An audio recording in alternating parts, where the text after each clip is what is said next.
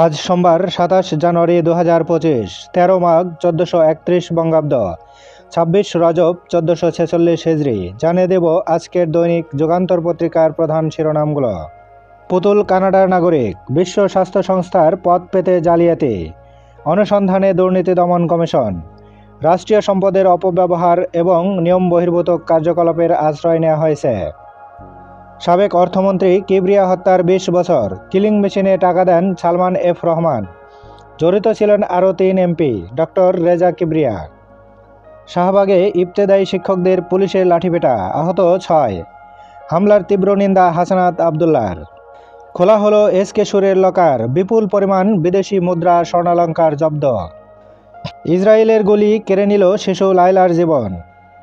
ডিসেম্বরে নির্বাচন আয়োজন প্রসঙ্গে সিইসি, অক্টোবরে শেষ করতে হবে সব প্রস্তুতি। সংস্কার কমিশনের অনেক সুপারিশ ইসির স্বাধীনতা খর্ব করবে।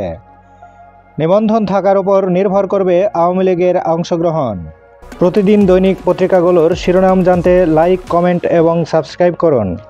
এবার শেষের পাতা, গভর্নরের সঙ্গে ব্যবসায়ীদের বৈঠক। ঋণের সুদ কমিয়ে সিঙ্গেল ডিজিটে আনার সুপারিশ। একান্ত সাক্ষাৎকারে ডিএমপি কমিশনার, পুলিশের কেউ অপরাধ করে পার পাবেন না। Sector commander K M Shafiullah আর নেই, প্রধান উপদেষ্টার শোক।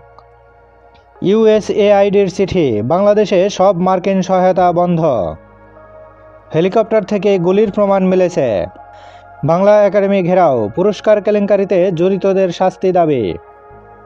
কিছুই জানেন না পেট্রোবাংলা ও আরপিজিসিএস, এলএনজি ক্রয়ের চুক্তি নিয়ে নানা প্রশ্ন।